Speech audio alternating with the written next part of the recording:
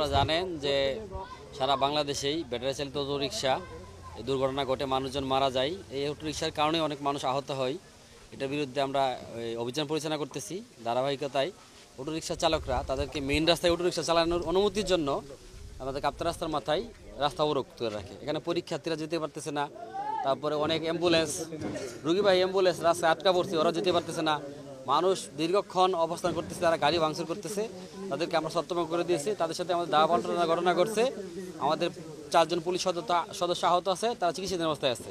আর আমাদের যে magistrate, city কর্পোরেশনের ম্যাজিস্ট্রেট প্লাস পিডিবির বিদ্যুতের লোকজন সহ অটো রিক্সার যে চার্জিং পয়েন্টের অবৈধ লাইন সংযোগ করছে, তাদেরকে নিয়ে আমরা অবৈধ লাইন সংযোগ বিচ্ছিন্ন করতেছি।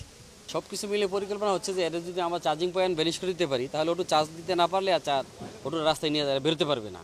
যেন পিডিবির লোকজন আছে, বিদ্যুৎ অফিসের লোকজন আছে, তারা ওই যেসব লাইন অবৈধ এটাকে ওই বিচ্ছিন্ন করে দিচ্ছে এবং এটাকে সংযোগ দেওয়া হবে না বলে তারা আশ্বস্ত করেছে। যদি তারা সংযোগ পুনরায় না দিতে পারে তাহলে অটো রিক্সা বন্ধ করা যাবে। ওগুলি আমরা অভিযান শুরু করতেছি। দেখছেন আপনার অভিযান চলতেছে। আমাদের আসামি অ্যারেস্ট আছে। অটো আমরা যেগুলো অবৈধ অটো আছে সেগুলি আমরা ডাম্পিং স্টেশনে পাঠিয়ে দিচ্ছি। আমাদের অভিযান চলমান থাকবে। এখন পর্যন্ত আমাদের থানা হেফাজতে সকাল থেকে 7 জন চালক আটক আছে।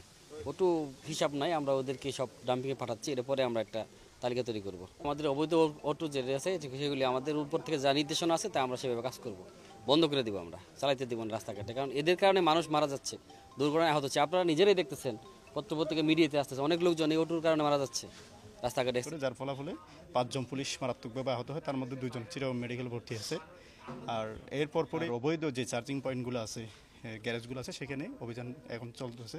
এই অভিযান চলাকালীন সময় আমরা এই পর্যন্ত 4টা গ্যারেজে অভিযান করলাম। তার মধ্যে 3টা গ্যারেজ থেকে আপনার 35টা মতো ব্যাটারি চার্জার জব্দ করা হয়েছে। সাথে হচ্ছে যে কেবলগুলো মারাত্মকভাবে অ্যাক্সিডেন্টের শিকার হচ্ছে মানুষকেও সচেতন হইতে হবে, যে আমাদের এই যে জনসাধারণকে সচেতন হতে হবে। এই ধরনের চকবাজার যেটা ঘটনা ঘটছিল, ওই যে রিক্সা সহকারে মা বাচ্চা আপনার খালের মধ্যে পড়ে গেছে, বাচ্চা পায় নাই, বাচ্চা পাইছে এর পরের দিন প্রায় ওই যে আপনার 16 কিলোমিটার দৌড়ে চাকতাই খালের মধ্যে বাচ্চাটাকে আপনার করা হয়, উদ্ধার করা হয়।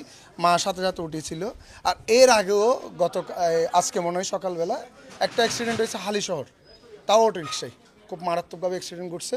এই অটো রিক্সাগুলো মূলত হয় কি আপনার, ওরা যতগুলো ফ্যাক্টরি করে আর কি, ওই ফ্যাক্টরিগুলোর জন্য ওরা প্রথমে বলে আমরা খাবারের বা ওই গার্মেন্টসের ফ্যাক্টরি বলে ওই যে পিডিবি থেকে লাইন নেই।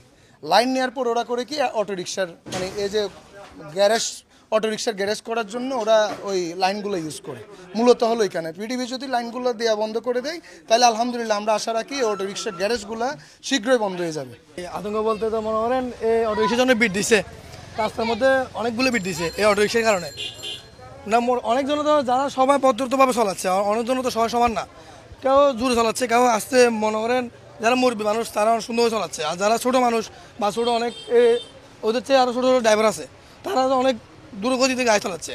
কারণ যারা মেনটেন সব কিছু সবাই মেনটেন করে না, মেনটেন যারা করে তারা সুন্দর অ্যাক্সিডেন্ট থেকে বাঁচছে, আর যারা মেনটেন করতেছে না তারা অ্যাক্সিডেন্ট থেকে অনেক ক্ষতি। সামনেও আছে আপনার দেখা গেছে আমার দোকানের সামনে থেকে ওইখান থেকেও মসজিদ থেকে শুরু করে অনেকগুলো আছে। তারপরও যে স্পিড ব্রেকার দিয়ে যে স্লোটা, ওরা আসলে সেই স্লোটা ভাবে আসে না, মানে স্পিডে যায়। এই স্পিড ব্রেকার দেওয়ার পরও আপনার অনেক সমস্যা, অনেক ক্ষতি হয়েছে, অনেক অ্যাক্সিডেন্ট হয়েছে।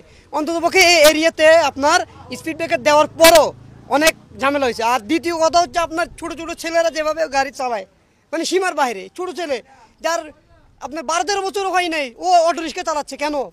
ওকে অটো রিক্সা চালানোর যোগ্য হয়েছে? ও কেন চালাবে অটো রিক্সা? চালাচ্ছে অনেক স্পিডে চালাবে, কেন চালাবে? স্পিড